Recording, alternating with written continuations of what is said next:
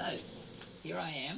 We're up here in the basement of my son's place in the country, and we've gone in our hobbit wagon, and here we are. And I've been making hooks for in our hobbit wagon out of pewter, and I've made a mould. So I'll show you a little bit about how I do it and what I've learned, and how you too can make things out of pewter in simple moulds. So without the use of silicone or anything, all you need is, now close up, see it?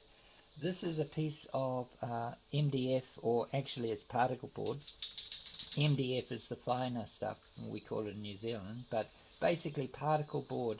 And funnily enough, even though it's a bit rough, it seems to take pewter, molten pewter, better than other materials that I've used, possibly because it breathes and it allows the pewter to sit, whereas if it was an impervious stone or something, it seems to not work quite as well. So I've just deepened this. This is going to make this. This is this. So I cast it and it looks like this when it comes out. And I'll demonstrate a casting, and I'll describe. Here's an excellent 600 grams. You know, that's like about over a pound of solid silver pewter. No lead. Pewter, modern pewter does not have lead. In fact, they knew about lead way back in England. English rules. They wouldn't let them use lead for anything that they were drinking out of, unlike the Romans. So this is pewter. It costs about $10. Sometimes we get it for $2 for a mug. So from opshop. So I've melted a little bit. I'll demonstrate melting a little bit more. So this is a MAP gas, not LPG. It's probably propane based. Anything that can burn, that burns reasonably hot, it's actually a very low melting point, so about 300 degrees centigrade, I think.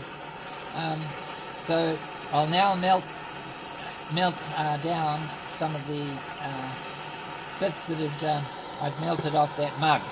So there's quite a lot of pewter there, and I'm going to cast a hook. What do you call them? A clothes hook, a coathook, I guess. And it's only a fairly small one, but for our little hobbit wagon, which I could show you in another video, the finished hobbit wagon. But it's basically a trailer with a little cabin built on top, and a little round window, pair of round window, double round window. And not much more. A door, lining, and a bed, and shelves. And now pewter hooks. So there we go, it's all melted. You don't even have to worry about the dross on top, because it tends not to pour out. But there's the silvery metal underneath. Beautiful stuff. Whoops, don't put it on your feet. Bare feet, always wear protective clothing. Leather apron is good. So I'm now going to just prime that. I found that it tends to go better if your mould is a little bit preheated, and also if it's not damp. So if the damp causes steam to bubble up through the molten metal and spoil the cast. So the idea is we pour it on top, and then a little bit of excess, and then I scrape it off with this sharp box cutter knife, something like that, very sharp and straight, and it just goes like that.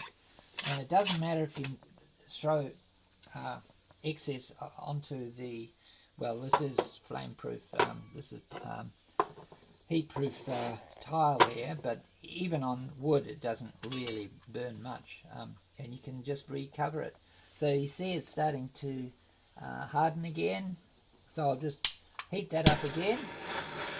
And the idea is, this is just a common or garden kitchen ladle, which I've put with the pliers, I've just made a little pouring bit on one side, I'm left-handed, so it probably looks a little bit off. But so we brought up a few things, but I forgot to bring up my little vibrator, which is handy. Now, see, I'm pouring it out.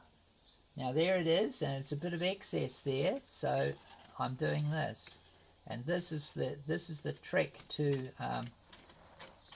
get this right. See, at the moment, now I'll reheat it a bit, and with a bit of luck, yep, with a bit of luck, it will just reveal the holes, but it's not wanting to do that in this case.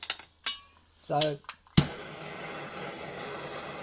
yeah, this is the challenge. The metal has got a terrific surface tension. So there, that's looking a bit better now.